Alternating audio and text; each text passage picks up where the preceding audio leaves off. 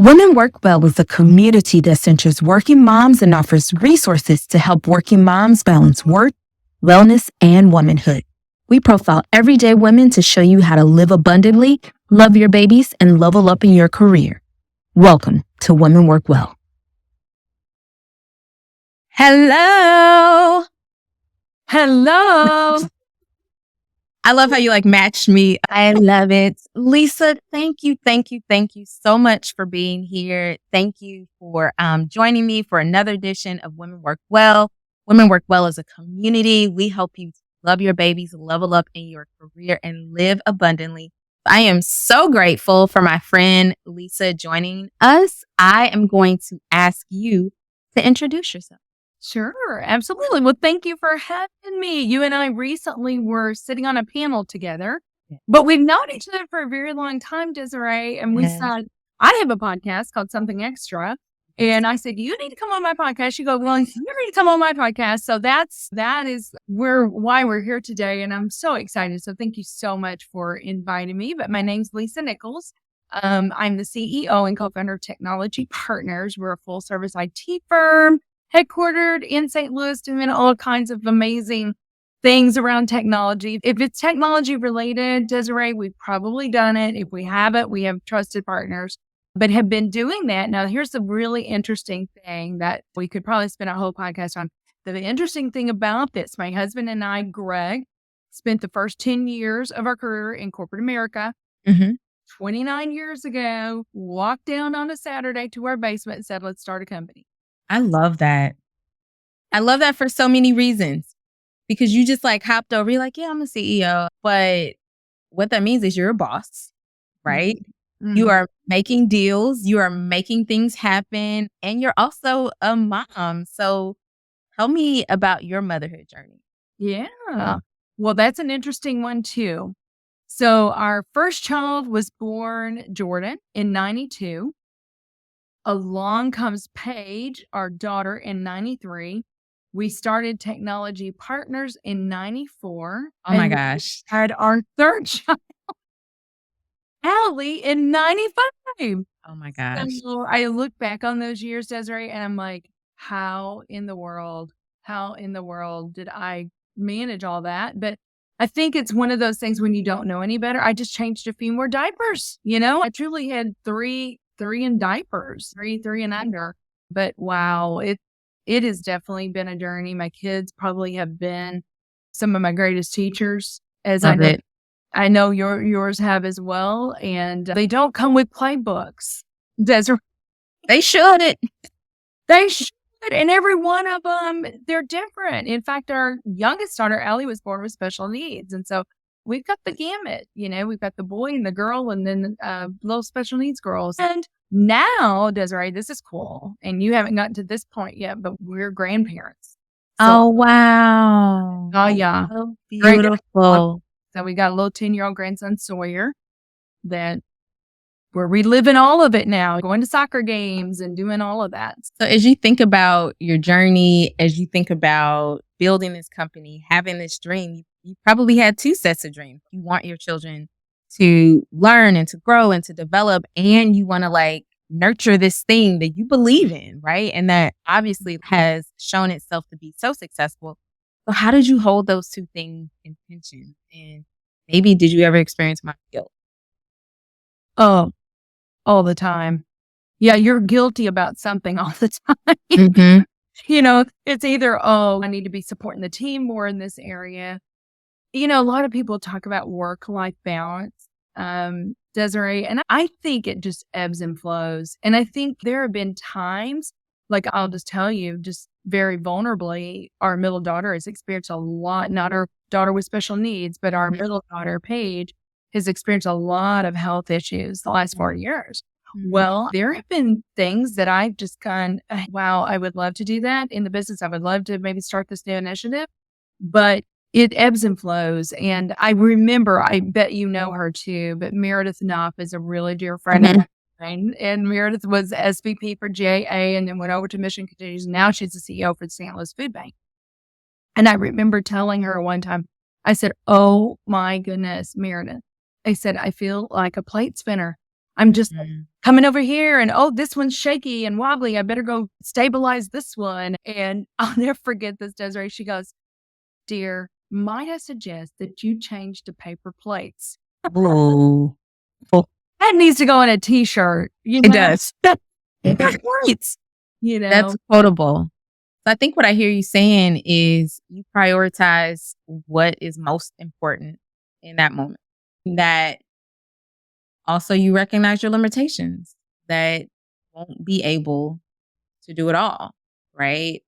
I was reading this New York Times article, and the premise of it was like, we got to free ourselves from this idea of mommy guilt, because really when it boils down to it, just doing the best you can do day in and day out. And so I love what you said of, hey, we're switching to paper plates. Right. It is about prioritization. It truly is. And I was thinking about this, and I know you probably are familiar with the EOS model, but the EOS model is elevate and delegate. But I think sometimes we need to eliminate. Right. Yeah. We need to, sometimes I call it having a meeting with yourself. You plan that meeting with yourself to go, how are things going? And where am I feeling some stress? And sometimes we're doing things that really, truly, like the Eisenhower matrix, and the important, the urgent. Sometimes we're doing things that feel urgent, but they're really, in the scheme of things, not that important. And it's really important for you as a person, an individual, to sit with yourself and take stock of those things and go, wow, I'm doing this over here. Do I really need to be in that organization right now? Even though I might enjoy doing it, is it really something I need to be doing right now? Is it the thing? I think my counselor would call that mindfulness, and being aware of like, I'm stressed out. I have to tell you, last night, I was stressed out, and I was like, what are the things that are going to fuel my spirit? So I was driving a car, and I'm like, I'm stopping by my dad's house. And so I went, and I had this, and it wasn't long, but I had this interaction, this moment with my dad and his partner, and it just really fueled my spirit. And then I'm like, and I'm calling my best friend. And so had a couple of moments, and then I was like, and I'm going roller skating. So I did all of that last night, because this idea that I recognize, like, I'm stressed. I don't want to carry this. I can't afford to carry this. There are people who are depending on me. So what is it like to try to proactively be aware of what I'm feeling and maybe make a different set of choices? So I love what you said there. Because we can't, it serves no one for us to show up as our stressed, crazy, chaotic self. And in fact, Desiree, I would even go to say we can cause more damage. I think when we do show, I know for me, if I'm tired, if I'm stressed, I'm going to be shorter with my answers. I'm going to probably say some cutting words that really are not the best thing for the recipient to hear, all of those things. So yeah, it's really important. But here's the other thing I would say. We all get there. We all have those moments, right? Where we're just overwhelmed. Recognize it. But the goal is that they happen potentially less and less frequently. There is this recognition that there are a set of things that are outside of our control, right? And so we're going to be presented with people. We can't control how other people treat us. We also can't control, like, sometimes situations out of our control. But I've really been trying to lean into, I'm going to control what I can control, right? And I had this moment with my daughter. So I have a 16-year-old, 2 13-year-olds, and a 10-year-old in this blended family. And so one of my daughters, she was giving me the business. Like, she was having a morning. So she was trying to bring me with her. She was trying to bring me down with her. And I'm like driving, like I'm listening to my gospel music. And in my brain, I'm like, I am not about to join, like, in this place that you're in. So right before I'm about to drop her off, I offered her one of her favorite things, something she likes to do. And she was like, well, why are you offering me? Like, because you're not going to take my joy. And also, I love you unconditionally. And I want to model for you. Sometimes, like, you can break up an interaction by choosing something different. And she was like, I'm so sorry. So when you said, like, showing up short or sort of not being your best self. That's what it made me think about. But also when we choose something different, hopefully give the people around us. That's such great advice, because if you go where they are, Mhm. they're gonna both stay there, right? Yes, I think the quote says, when they go low, we go high. And so I live that even for my kiddos. And you mentioned your daughter, Allie. I love to see your posts on social media. The love is palpable, and just your commitment to family and also community is something that I think I see in you. I just want to ask though, as parents who may have a special needs child, like, how did you find the space to advocate for her? Like, how did you figure out all of the things that you needed to do? And like, maybe what recommendations? Yeah, that is a great question. I will say we are incredibly fortunate in St. Louis. We have so many resources, Desiree, and I know because about the same time that Allie was born in 95, we had some friends in Kentucky. We're originally from Kentucky that had a child with Down syndrome.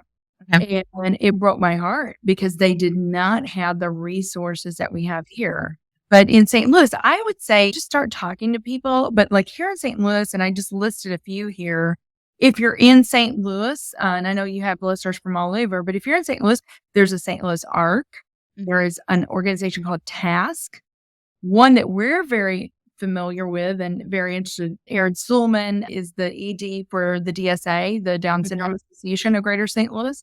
So we're very involved there. We're also very involved in the pool host. The pool host, Albert Pool Host, number 5, retired last year.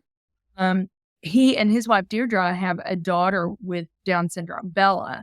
And so many years ago, they saw the gap, the things, and I believe they started with the prom. What they would see is these children were not always invited to the homecomings, and they wanted that.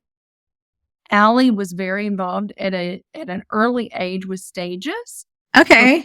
Arts Academy. Yeah. And they had a little group called Troop Broadway that would dance and sing and go to Knights of Columbus and do a performance. I mean, she came out of the womb as a performer. Let me just So we saw that very early on, and I know a lot of Downs kids are just very gregarious. They're very out there, very extroverted. Yes. So for us, we've always tried to just foster opportunity for her, right? And not look at the limitations, possibilities, and are incredible. And in fact, I'll just tell you just a really quick little story. So there is an organization here in St. Louis that helps people with mental health issues and their family, supports them, called the Independent Center. It's an amazing organization here. And so every year their large fundraiser is Dancing with St. Louis Stars. So they had been asking me for years, Lisa, please come dance. Be one of the community leaders, come dance. And Desiree, I said, I'm sorry, I would love to do that. And I know you're a dancer too. I grew up ballroom dancing, but I did ballet and tap and jazz and that sort of thing. But they kept saying, come and dance and be one of the, and I said, I just don't have the margin. It's one of those things, I'm like, do I need to be doing this right now? I don't have the margin to do all the practicing. And so one year in 2018, they said, hey, we know you can't dance, but would you come be a judge? And I'm like, oh, I can do that. That's a one-night commitment, right? Just go and sit up on the stage and, say a few words. Well, my husband, Greg, got the flu that weekend and he was in bed. So here comes Saturday night. It's a black tie event. I'm like, okay, I got to go to this thing all by myself. So I said to Allie, I'm like, hey, Al, I've got this Dancing with the Stars thing. Would you want to do that with it? She goes, yes, I love Dancing with the Stars. So she gets all dolled up, comes Desiree. It only takes about 5 minutes. She's got people wrapped right here on her pinky in about 5 minutes. So the chair of the board said afterwards, he goes, Lisa, I have an idea for you. And I said, what's your idea? And he said, next year, let Allie dance and you can raise the money. And I said, are you serious? Because I was trying to reconcile. They'd never had anything like that before. Always community leaders. And I'm like, how is that going to work? He goes, yeah. He goes, I definitely think it's a good idea because she will get a lot more votes than you will. I So said, funny. you're probably right about that. Yeah. And so I said, I'll ask her. And so Greg and I sat her down and said, hey, you had this opportunity to be on stage. Do you want to do it? She goes, yes, I do, because I have moves. What? I've got room. I love it. I love it. Really, the story is in 2019, she did Dancing with the St. Louis Stars and she won. I love it. And the next year, then they included some children. I mean, it could Yeah. set a bit of a trajectory for a different kind of flavor. Yeah. And so, but Desiree, here's the thing. If I had said to the gentleman that, and he is now since deceased, and it just makes my heart so sad, but I know he's watching from heaven and seeing Allie continue with her dancing. But, you know, when he asked me if I'd said, oh, I don't know, I don't want her to be embarrassed. What if she fails? What if she can't learn the dance? I mean, if I had done that, then Right. we would not have had the journey that we've had with her. Yeah. And now she's been invited. She's been invited in November to the Imperial Ball in Chicago. And so she's going to compete with typical developing people, not special needs people, but just the possibilities. Think about the possibilities and don't focus on the limitation.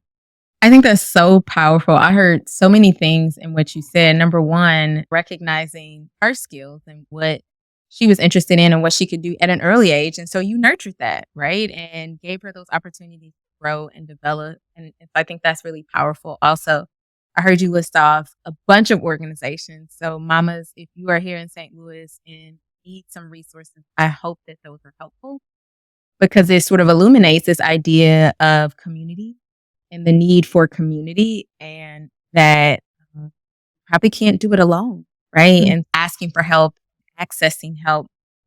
And then this idea of everybody has a purpose. Everybody has skills, gifts, talents, and abilities.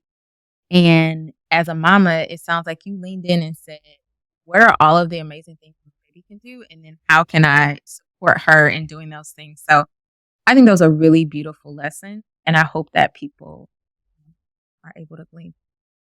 Yeah, you're welcome. We could go on and on, I'm sure. And it's funny because even as you're saying this, I'm like, it makes total sense. You can feel her energy emanating through the photos and the various things that you post. I really do love that. I want to talk a little bit about what anchors you and how you navigate. What is that litmus, that sort of thing that you go back to, and how does it influence maybe how you show up in business, and how does it influence how you show up in life and for your kiddos? I will tell you, the anchor for my soul is my faith. Mm-hmm. Without my faith, Desiree, I could do nothing. I am nothing. It is my go-to. Mm-hmm. Even when I'm not really sure. We talked about this before. These kiddos do not come with playbooks, and every one of my children are very different. And I remember a time, I'm just going to tell you a little story. I remember a time with our oldest son, Jordan. He's now 31, doing great, lives in Utah, loving life. But I remember he was one of these kids that always pushed the envelope. Mm-hmm. You know, I don't know if anybody. Gotta be one. There's got to be one. Oh my goodness. Just always pushed. Incredibly skilled, incredibly talented. Just has so many gifts, this kid. But he would push the envelope. And I just remember one time just being really discouraged, Desiree, and going, I don't know what to do with this kid. If this kid had a different mama, he would probably be better off. That's what the echo in my head, right? And just the voices in our head that we tell ourselves sometimes, and just feeling very inadequate as his mom and just lost. And I remember being in the scripture, because I try to be in the scripture every single day. It sets the tone for my day. It helps me navigate situations. And I remember being in the scripture, and I've never heard God's audible voice talking to me, but he talks to me all the time in my spirit. And here's what the voice said. I could have chosen anyone in this world to be his mom, but I chose you. And I will help you if you will trust me. Mm-hmm. And you can't do this alone because you Right. don't know. I created him. I know. I see the big picture. You do not. And I've never forgotten that.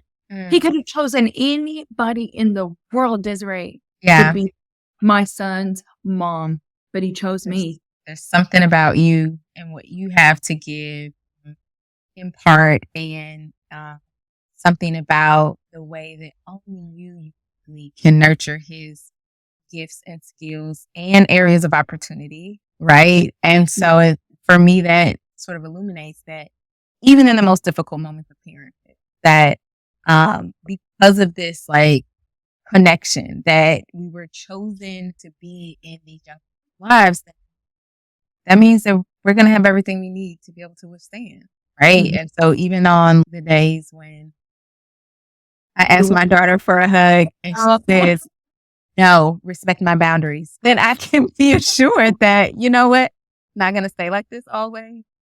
Will transition because I was selected to be her mama for me. You were selected for a reason. And you just said something I want to piggyback off of. I am so far from the perfect. I've made so many mistakes. One of the things my kids have taught me, though, humility. If you think you got it all figured out, Desiree.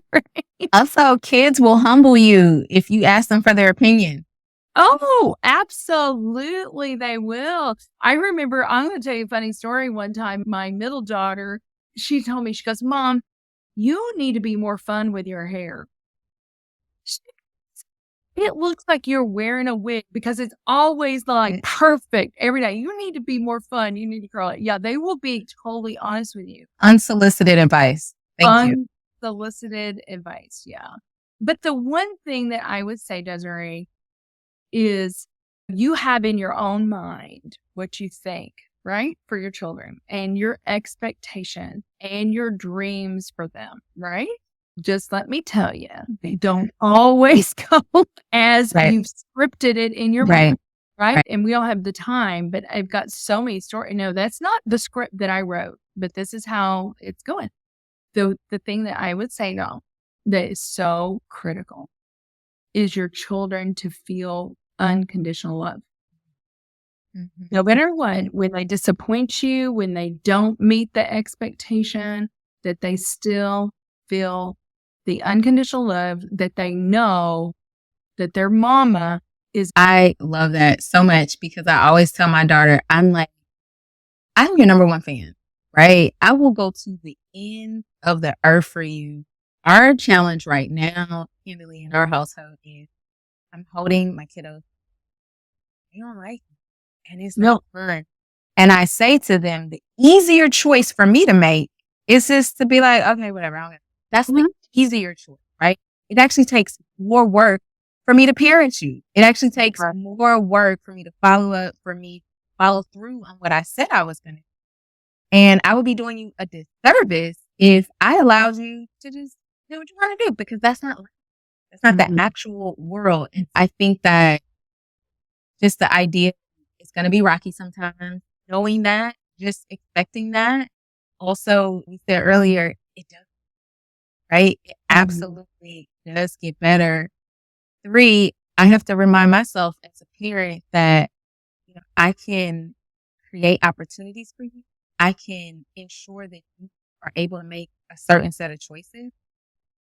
And then you are autonomous and you're going to make a choice. I may not like said choice, but I have to be in position, A, to pick you up if you need it, B, to cheer you on when it's a great choice, and sort of C, to help you process and think through that thing and sort of be there for you. I love it. Knowing that this is a community of mamas who are doing all of the things, maybe feel stretched, clearly are balancing it well. I do think the idea of work-life balance is a bit of a fallacy because things may not be in the perfect harmony, but there is a way to make a beauty out of kind of what's given. So for mamas who may be struggling, who may be, during the daycare dash, who may be trying to figure out how they show up for their older child, what encouragement? Oh gosh, there's so much. How much time do we have? The first thing I would say is you can't do it alone. Okay. Don't be afraid sometimes to ask for help, I would say still find a tribe. Still find a tribe. It could be a neighbor. It could be another mom at your child's school that is also a working mom. How can you support one another? Maybe to activities after school. Maybe your child and their child play soccer. Well, trade off. And then that at least is an hour or two that you can maybe have back. Yeah. It's hard. It is. Hard. And for us, Desiree, when we have no family here. Mhm. We're originally from Kentucky. We have no family. So when my kids were babies, fortunately, Greg and I had been very involved in youth at our church. Mhm. And we had led the youth for 7 or 8 years before we started having children. So fortunately for us, You had some folks on standby. but I love it. was lined up, I love ready to it. help us. But yeah, Find the hope and find the help. find the help. Yes. Love And it. find your tribe that can encourage you. I think what you're doing here, Desiree, is incredible. It's incredible Yeah. because there may be a mama that is listening and you put out this nugget that can change the trajectory of their day. I hope so. And I you hope so. Thank you for being a part of this. And thank you so much for everything you shared. And we will be with you soon with our next installment of Women Work Well. Thank you so much. Y'all have a good day. Bye. Bye.